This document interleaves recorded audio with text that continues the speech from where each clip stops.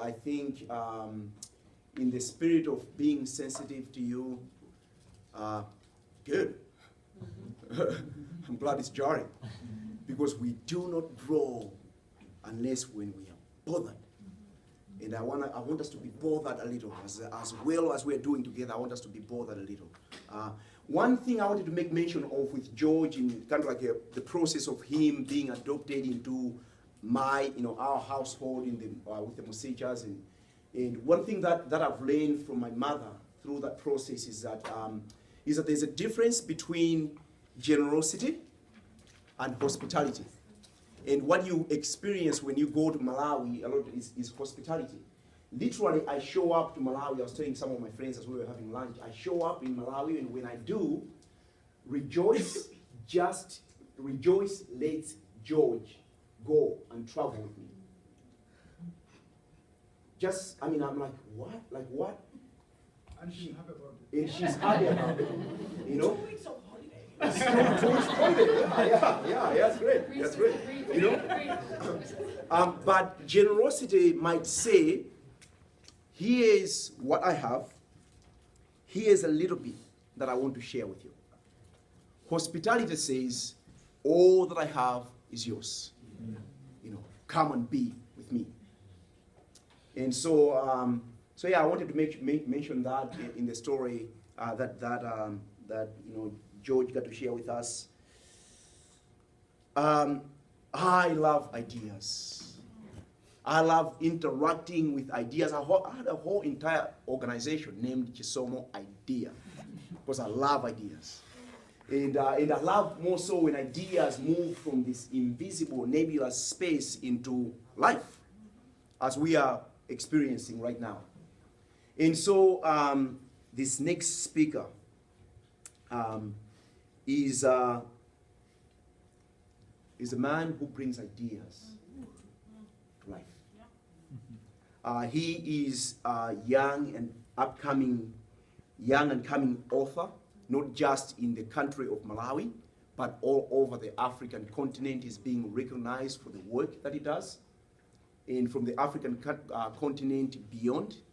And we are so proud to have one of our own represent the way we think, and represent the fact that,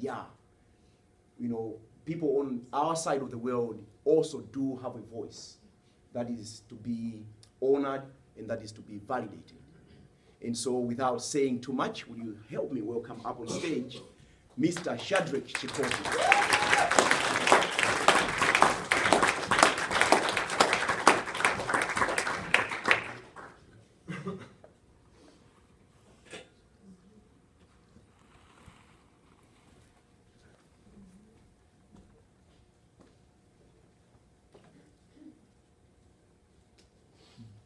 Good afternoon, everyone. So good to be here. I would like, before I start speaking, recognize the presence of course, everyone, but also three wonderful people in the house. I would like to recognize the presence of Dr. Stephen Bosch, sitting at the back there.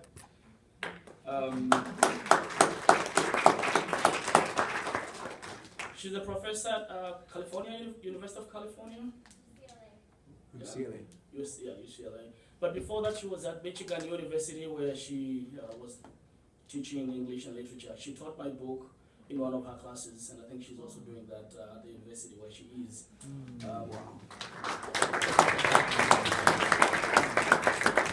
But I also would like to recognize the presence of two wonderful people who I regard as parents to me. They've been partners with the ministry that we founded with my wife 11 years ago. Reverend Jones, right in front, and Mrs. Jones, Joy Jones, seated over there. They have flown all the way from Ohio to attend the conference and just to interact with us. They've been to Malawi several times because their organization, MOCP, partners with the organization that I founded, which helps orphaned and vulnerable children and women and all that. And so it's a joy to have you in the house. And also, each and every one of you, this is just so beautiful. Thank you so very much. I'm not boasting, but I am known in Malawi as a writer who has had privileges and opportunities. I think at the moment I am the most traveled writer. I have been, to so many places in Africa and outside Africa. I have interacted with politicians. I have dined with, kings and princes, like literally in Malawi and outside Malawi. And I think CNN lists me as one of the 7 must-read writers from Africa. As I said, I'm not boasting. And I've been anthologized with many notable writers, including Chimamanda Ngozi, Wole Soyinka, if you know them. And people know this success story about me. And they don't know what has made me what I am. I come from this tiny country. Malawi is very tiny. I think it's the size of Pennsylvania. There's nothing spectacular that happens in my country. Of course, Africa, by the way, Africa is very large. People don't realize that. Africa is, you take the United States, North America alone is the size of the Sahara Desert. So you talk of Japan, the whole of Europe, the whole of America, and other parts of the world, all of them combined, that's the size of Africa. But I come from this tiny country called Malawi. Nothing spectacular, as I've said, happens in Malawi. And as a matter of fact, there was a time I was being introduced. And the Master of Ceremonies introduced me as Shadreck Chikoti from Mali. So I said, no, I'm not from Mali, I'm from Malawi. No, I heard it's Mali. Like she knew better what I was like. So nothing spectacular, it's tiny. So you can imagine the surprise that I got in 2014 when I received a Facebook message from someone in Kenya who said, CNN has been trying to locate you. They want to cover your story. So I was like, CNN trying to locate me. There are so many writers in Africa, notable writers. This must be bogus. This must be fraud. And so I didn't respond. And then I told my wife, Yamikani, and Yamikani said, you know what? Respond. You never know. And she reminded me of a story that had happened a few years before this. A writer friend of mine, very famous in Africa, had received an email from an organization. And this email said, our organization has been trying to locate you. We have given you an honorary award as someone who is very influential in Africa. And he looked at the email and was like, come on, you're kidding me, this is fraud. And so he said, no. A few weeks later, the BBC reported, writer so-and-so denies a $20,000 award. I was like, what? I didn't know. This is a true story. So CNN came and they covered my story, and it was broadcast, in the entire world. I received messages, people congratulating me from Philippines, from Canada, from America, from Africa, from all over. What that did to me, in the first place, it made me cry, really. Like, God, what is this? And secondly, it made me look back at my life, just to draw lessons. And what I learned at that time and what I continue to learn is the value of ideas. Now, talking about the value of, because, we're talking of made to flourish. One of the ways we can be made to flourish is by valuing our ideas, but also valuing other people's ideas, especially people that are different, and that's what I want to speak into. There's an episode in my life that I don't forget, because this episode is almost responsible for what I am. Now, I had written a manuscript, and I'd sent it to a publisher. I had worked on this manuscript for 1 year, and I was so excited about it. I sent it to a publisher, and a few weeks later, the manuscript came back in red ink with a rejection letter, and it said, we can't publish this book. You're not a writer. the story is disjointed, the characters are not developed, the language is not palatable, it is not up to standard. And mind you, I wrote this book in my mother tongue, and they said the language is not good. So I went home crying, dejected, and I said to myself, I can never ever become a writer. Went home crying. I locked myself in my room. My mom came and knocked on the door. I didn't open. My father did the same thing. And in the evening, I opened the door for my dad. And he was like, what's wrong, son? So I took the manuscript and gave it to him. He said, they've rejected my manuscript. My dream of becoming a writer is dead. So my father didn't say anything apart from, sorry, son, sorry. But he took the envelope with him and went into his room. And I noticed when I woke up, I didn't eat that evening, but I noticed when I woke up in the middle of the night that the light in my dad's room was on. And it stayed on the whole night until morning. When I woke up, the first thing that my dad did when he woke up was to come to my room. I was still sleeping. And he said, son, you need to rewrite this manuscript. I have plotted for you chapter 1 to chapter 4. The book had 7 chapters. So write, this book according to my plot, and add the other chapters. And so I wrote it.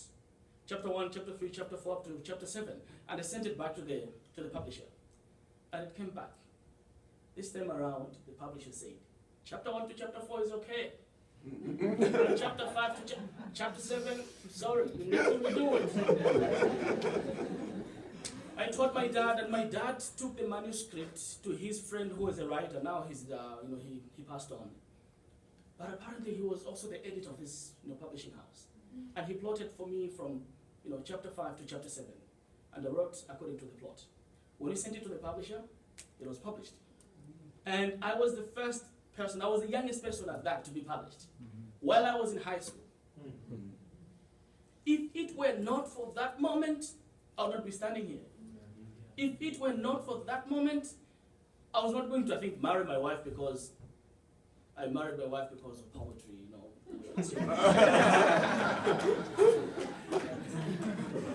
And you see, that's when I learned that the difference between the Father who art in heaven and the Father who is on earth is that you have to believe in the Father who art in heaven, hallowed be his name. But the Father who is on earth has to believe in you. Believe in your ideas. Because you're in a sense his idea anyway. Wow. Because ideas make people. Ideas make societies. America is known for its ideas or his ideas. You can't separate America from the idea of the American dream. That's why everyone want to come to America. Grass made of cheese. I think we heard that. You can't separate that. You can't separate the ideas of equal rights and justice and freedom for all and people marching for their freedom. I think there was recently a women's march, and there's because you have embraced the idea of human rights, of mother rights. You can't separate that from America. Ideas make people. Ideas make societies. And I say, if it were not for that moment, I wasn't going to be here. My father made me flourish because he believed in my ideas, and his friend believed in his believing of my ideas. And that's, one way we can make people flourish, believing in their ideas, and especially people that are different. We thank God for the missionaries that came to Malawi, to Africa, because seriously, Africa would have been something different if it were not for them. In fact, this is what I say when I'm speaking of missionaries. The people, because we were colonized by the British, the people that drove out the British in Malawi were actually Americans. So Americans drove out the British, the colonial masters. But what am I saying? Because one of the pioneers who fought for our freedom in Malawi is Reverend John Chilembwe. Reverend John Chilembwe had come to America in the I think around 1914, 1913, from Malawi. And when he came here, he learned about the ideas of freedom, of fighting for one's rights and all that. And when he was leaving America, he left with that spirit. He had been, taught and not indoctrinated, but, his eyes were open because he had come to America. And so when he went to Malawi, he was like, no, we need to claim back our country. So missionaries contributed. America contributed. We thank God for the missionaries that came to Africa. But one mistake that the missionaries did, not all of them, was that they didn't so much as respect the people's ideas. Or not respect, but I think it was an issue of understanding. Because when the missionaries came, they almost labeled everything that the indigenous, that the natives were doing as pagan and evil, and so the dances were pagan, the dressing, was pagan. So if you wanted to join Christianity, for example, you had to denounce your culture. And there were divides, that were created. New villages were formed. Son, rose against the father. The chief of the village, sent out some people in the village because they did not want to conform to the culture. For a very long time, I actually thought, because you see, there are some churches that not borrowed the traditions of the missionaries as part of worship, because they could not separate that. And for a very long time, I thought that there was a verse in the Bible that said if you're a deacon and a church elder, you have to put on a jacket every Sunday and a necktie and leather shoes. Because literally every Sunday I went to church when I was growing up. Every other deacon, church elder, had to put on a jacket. And if you were going to preach in the church, whether you were not a deacon or not, you were supposed to put on a jacket. And so that was like part of worship. And so I thought, maybe there's a verse that says that. And there's so many churches, for example, that still, of course, have such kind of traditions. In my church, then you could not sing any other song apart from the hymns. And of course, you had to hold the hymn book in a particular way and sing in a particular way. Our churches, the structures, they're built like the churches in Scotland, because that's where the missionaries for my church came from, Scotland. And so for a long time we could not go past that as a church, my church. Not every other church, but I'm talking about my church. We could not go past that. And then in the 90s, the Pentecostal movement swept across the country, and indigenous churches were born. And in these churches, people could sing traditional songs, not just hymns. They could use bongos, they could clap hands, they could lie prostrate on the ground and worship. They could use, I think recently, vuvuzelas. And people in my church saw that and they were like, yeah, we want to go there because we love to party in Malawi. We want to go there, we want to dance chiwoda. We want to dance chiterera as we worship God. And people flocked out of my church. And then the leadership sat down and said, what's going on? And we realized, we are not behaving like a Malawian church. We are behaving like a church in England. Let's incorporate these are our traditions. These are our ideas. Let's incorporate them. And we did. We brought in instruments. We brought in bongos and banjos and guitars and malimbas. And the church grew double the size. Because, ideas make people, make societies. By valuing other people's ideas, we validate them. We confirm their identity. We make them flourish. But you see, it's easier said than done. It's easier said, value other people's ideas. It's easier said than done because there are challenges. We judge other people's ideas based on our ideas, based on how we have grown up, based on the things that we have read, based on our upbringing, in short, based on our world.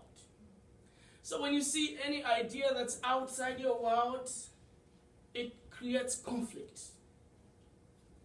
And the first reaction is to reject it. To say this is, because our wrong and our right is made by what we are. You know, our upbringing, our schools, you know. So anything outside that creates some conflict. And so it's a challenge to value other people's ideas because of that. I wrote a story some years ago, and this story was a story that was set in a city in Europe, Copenhagen, which is a city that I know very well. There was no African in it, there was no black person in the story, it was just Danish characters. I sent it to an agent, and the agent said, "Hey, back, good story." And the agent sent it to a publisher. And the publisher said, "Hey, agent, good story." And then later on they learned that the author is African. And then they said, how are we going to sell this as African literature? This is not African literature. And as a publisher, it's going to be difficult for me to sell it. Now, I'm a publisher now, so I understand now. Then I didn't understand. I understand now what that meant. It was very true. Because for you to sell a book, you have to brand it. And it was difficult, you know, for them to brand this book. It was a new idea. They had never confronted this before. And then the book was rejected. And I was kind of dejected. I didn't send it to anyone else, and later on the book just died a natural death. I lost the manuscript.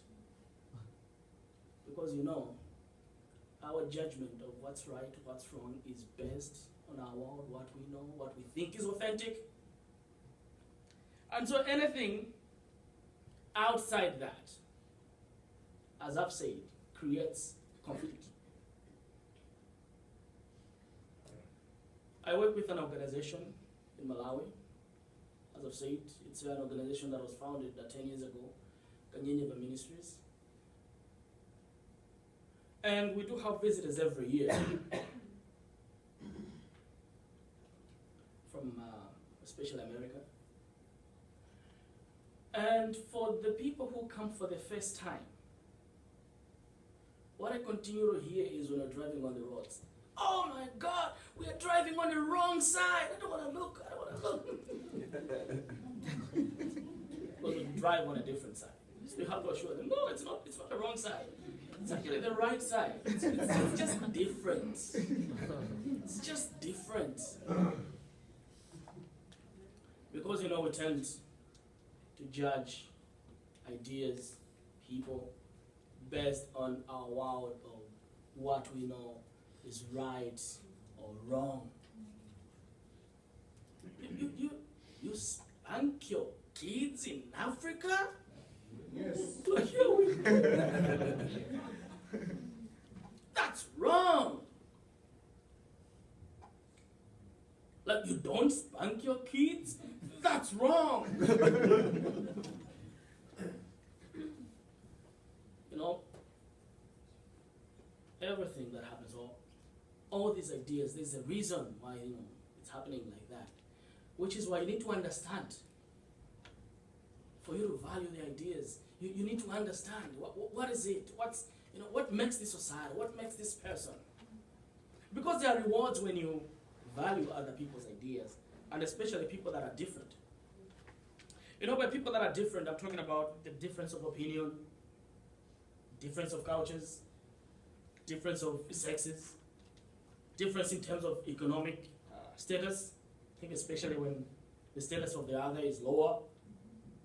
You know, difference in terms of religious ideologies. valuing other people that are different.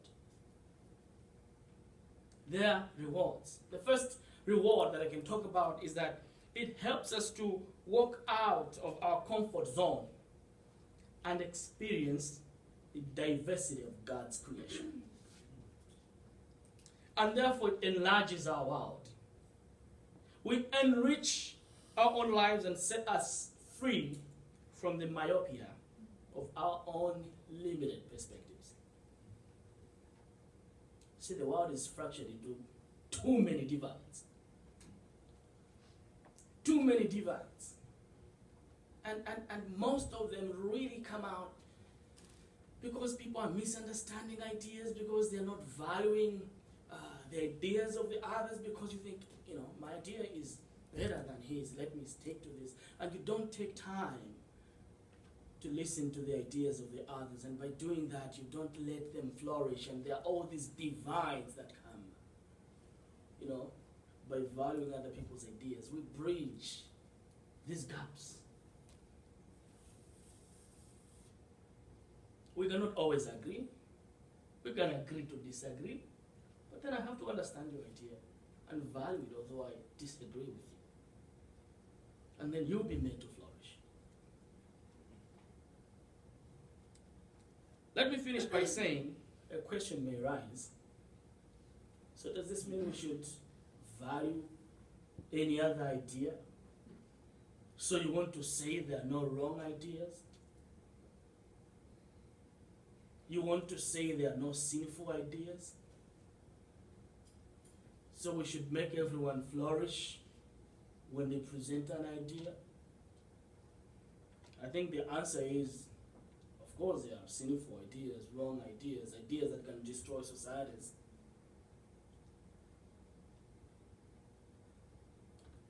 But you ask questions. If you're a Christian like me, you ask, is this idea in line with the Word of God?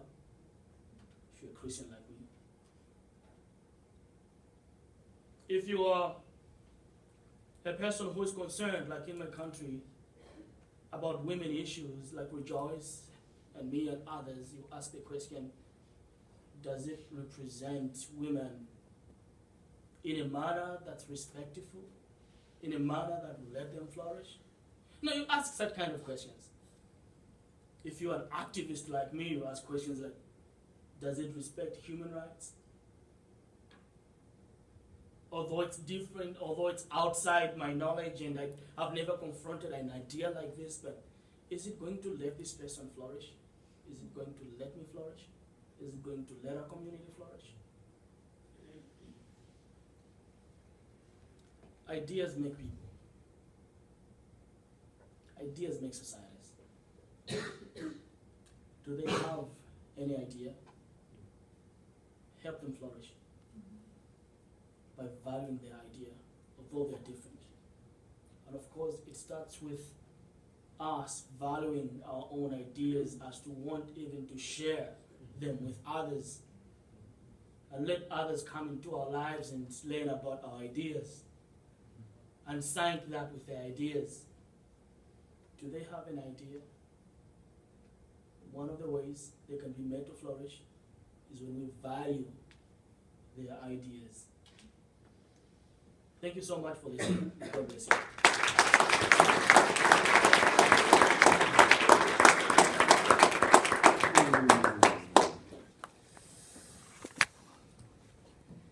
Yes, sir. Yes, that was Mr. Shadreck Chikoti.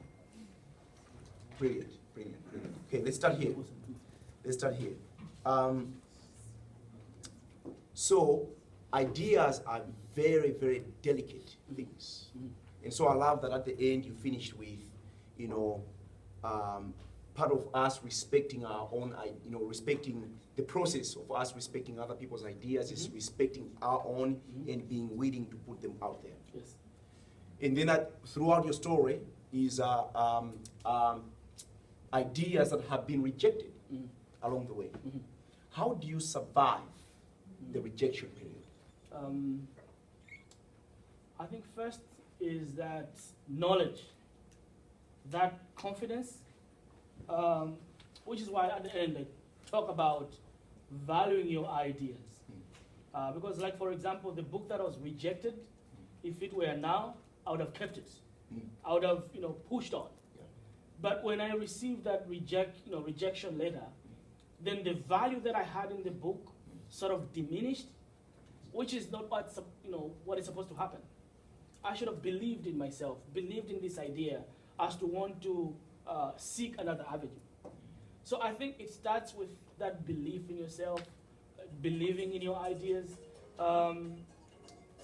which is why I gave that example of... like that song, that's a good idea for Oscar to play that song. That's a very good idea. Yeah. We honor that idea, we respect it. Yeah, just hit up the volume, let it go up. You're doing what you got to do, son. Yeah, so place value in the first place on your ideas. And when your ideas are rejected and discarded, in the first place you should understand, because they might have a point. But if you think, well, I believe in this so much, try other avenues. There are so many stories from a writing perspective